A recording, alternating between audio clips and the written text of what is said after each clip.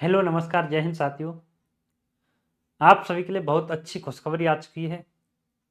खुशखबरी तो है, पर एक बात इसमें है कि पहले सोचा था कि रेलवे की वैकेंसी लगभग कितनी आएगी 58,000, बट 58,000 ना आकर रेलवे की वैकेंसी आई है 32,438। रेलवे की वैकेंसी कितनी आई है 32,438 रेलवे की वैकेंसी आ चुकी है रेलवे ग्रुप डी 2025 के लिए। तो आज हम इसके पूरी नोटिफिकेशन के बारे में जानेंगे। तो टोटल पद आए हैं 32,438। हुआ बड़ा खेला। बड़ा खेल क्या हुआ है कि आनी थी 58,242 और आई कितनी 32,438। तो कोई बात नहीं, जितनी वैकेंसी हैं हम उन पे आप लोग अपनी अपनी तैयारी करेंगे और आगे बढ़ जाती हैं तो और अच्छी बात है। उससे अच्छी खुशखबरी तो कुछ हो ही नहीं सकती। तो रेलवे की तैयारी कैसे करनी है, क्या क्या इसका एग्जाम पैटर्न होता है, कौन कौन इसका फॉर्म भर सकता है, कैसे तैयारी की जाएगी, कब से फॉर्म शुरू होंगे, कब तक चलेंगे, तो आइए इस पूरी डिटेल को हम बताते हैं आपको। तो सबसे पहले हम बात करते हैं कि नोटिस कब आया इसका। ये हो गया date of publication, opening date and time, online registration application. तो एप्लीकेशन है जो आपके कब से स्टार्ट होंगे, तो एप्लीकेशन आपके स्टार्ट हो जाएंगे कब से 23 तारीख से। 23/1/2025 से रेलवे ग्रुप डी के फॉर्म पन्ना स्टार्ट हो जाएंगे और 22/2/2025 तक आपके फॉर्म चलेंगे।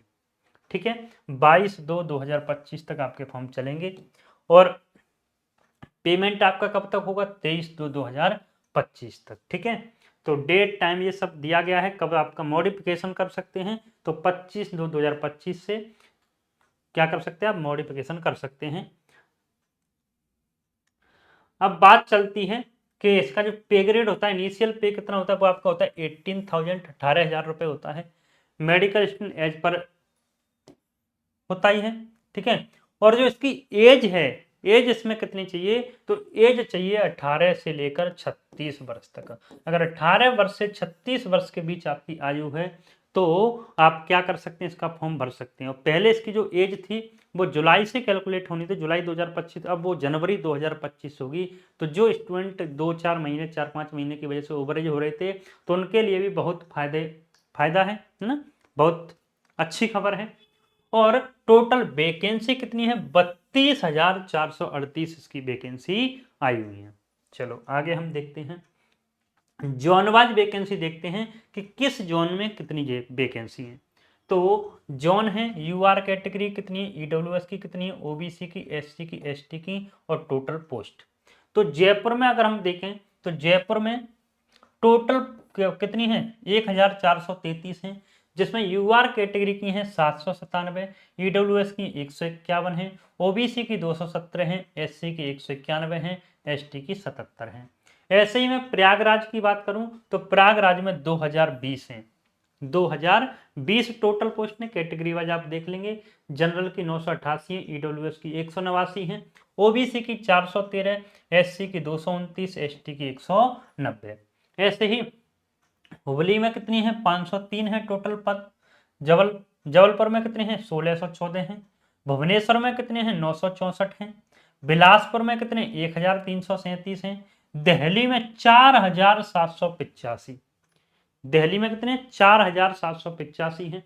और चेन्नई में 2,694 हैं। गोरखपुर में 1,370 हैं। गुवाहाटी में 2,048 हैं। कोलकाता में 1,870 और 1,044। ये कोलकाता के दो जोन हैं, दोनों को मिलाकर इतने हैं। मुंबई में देखो कितनी वैकेंसी हैं, 4,672 एक में, ठीक है, डब्ल्यूआर में, और सीआर वाले में 3,244। तो देखो एक तो आपका दिल्ली में खूब अच्छी खासी वैकेंसी है, कोलकाता में भी अच्छी हैं 18 और ये 3,000 से ऊपर हो गई। मुंबई के दोनों में बहुत अच्छी हैं। ठीक है, और प्रयागराज में भी बहुत अच्छी हैं, प्रयागराज जोन में 2,020 हैं। ठीक है, हाजीपुर में 1,251 है और सिकंदराबाद में 1,642 है। तो ये जोन वाइज वैकेंसी बता दी है। फॉर्म भरते टाइम आप एक बात विशेष ध्यान रखेंगे, इस जोन का मतलब क्या होता है। जैसे अगर आपने इलाहाबाद जोन से फॉर्म भरा, सॉरी प्रयागराज जोन से अगर आपने फॉर्म भरा और आपका सिलेक्शन हो जाता है तो फिर आप सोचो कि मेरा दिल्ली जोन में मैं पहुंच जाऊंगा, नहीं जा सकते। जिस जोन से आप फॉर्म भरोगे उसी जोन में सेलेक्ट होंगे। तो जब भी आप फॉर्म भरें तो अपने हिसाब से देख लें। अगर आपको ये करना है कि मुझे तो नौकरी करनी है, कहीं भी लग जाए, जहां लग लूँ, जहां लग जाए वहां कर लूंगा, तो आप अपने हिसाब से जोन देख के भर सकते हैं। और अगर आप चाहते हैं कि मुझे तो अपने घर के नज़दीक करनी है, तो आप अपने जोन के हिसाब से अपना जोन सेलेक्ट करके फॉर्म भर लेंगे। चलो आगे की बात करते हैं हम। इसके बाद है इसका सीबीटी एग्जाम होता है, कंप्यूटर बेस्ड टेस्ट होता है। तो उसमें क्या आता है, क्या पैटर्न रहता है, वो पूरा हम समझेंगे। तो एग्जाम ड्यूरेशन इसका होता है 90 मिनट का। 25 क्वेश्चन आते हैं आपके जनरल साइंस के, जो लगभग 10th लेवल की साइंस होती है।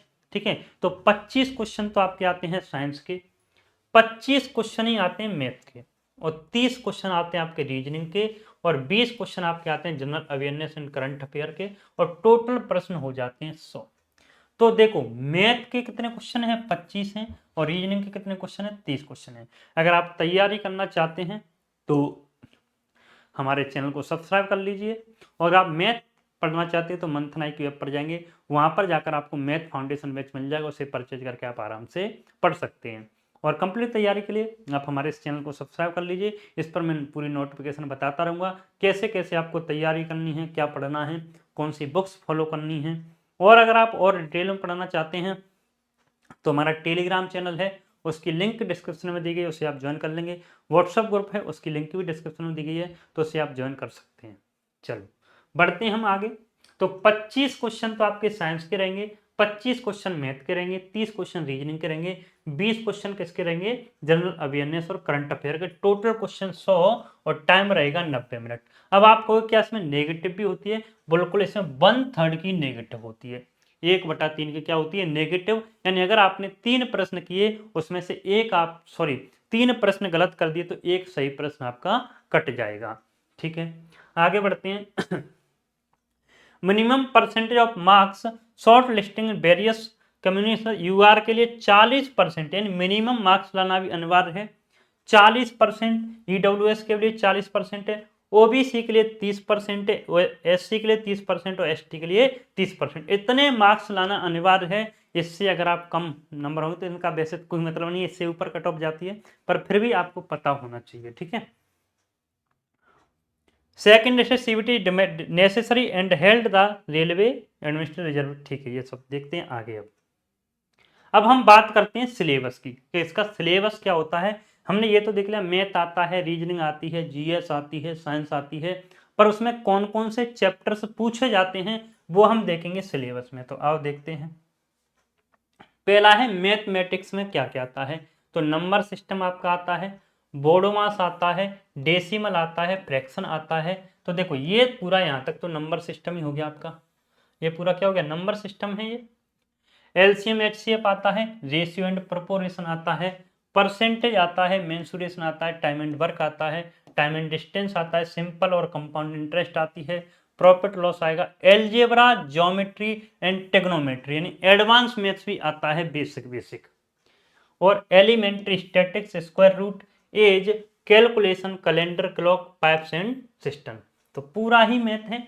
जनरल इंटेलिजेंस रीजनिंग में क्या क्या आता है, एनालॉगी आएगी, अल्फाबेटिकल आएंगे, नंबर सीरीज आएगी, कोडिंग डिकोडिंग आएगी, मैथमेटिकल ऑपरेशंस आएंगे, सिलोजिज्म आएगा, जंबलिंग आएंगे, वेन डायग्राम आएगा, डाटा इंटरप्रिटेशन डी आई जो मैथ का चैप्टर है, एंड सफिशिएंसी। ठीक है, डिसीजन मेकिंग आएगा, सिमिलरिटी एंड डिफरेंस आएगा, एनालिटिक रीजनिंग आएगी, क्लासिफिकेशन आएगा, डायरेक्शन, स्टेटमेंट, आर्ग्यूमेंट एंड ये सब आपका रीजनिंग के चैप्टर हैं। तो और कितना कितना किस टॉपिक का वेटेज रहता है, किस टॉपिक से कितने प्रश्न आते हैं, वो सब जानने के लिए आप क्या करेंगे, इससे पहले एक वीडियो मैंने बनाई है, आप देख लेंगे। एसएससी उससे पहले मैंने वीडियो बताइए रेलवे ग्रुप डी में मैथ को कैसे पढ़ें या मैथ्स को कैसे मजबूत करें, तो उसमें आप देख लें किस टॉपिक का कितना वेटेज रहता है। आगे देखेंगे जनरल साइंस में क्या था, syllabus under the shall cover physics, chemistry and life science of 10th standard level. तो यानी 10th क्लास की साइंस आती है, मैंने आपको बता ही चुका था। जनरल अवेयरनेस में current affairs, science and technology, sports, culture, personalities, economics, politics and my other subject important. तो ये हमारा कंप्लीट सिलेबस भी हमने डिस्कस कर लिया है और ये भी बता दिया है क्वालिफिकेशन क्या, अगर आप 10th पास हो तो फॉर्म भर सकते हैं। और ग्रुप डी से और आगे की नोटिफिकेशन और कौन सा फॉर्म भरना है, किस जोन से भरना है, इस सब जानने के लिए आप हमारे चैनल को सब्सक्राइब कर लें। इस चैनल पर आपको आगे की सारी इन्फॉर्मेशन मिलती रहेंगी। Thank you very much. मिलते हैं नेक्स्ट क्लास में।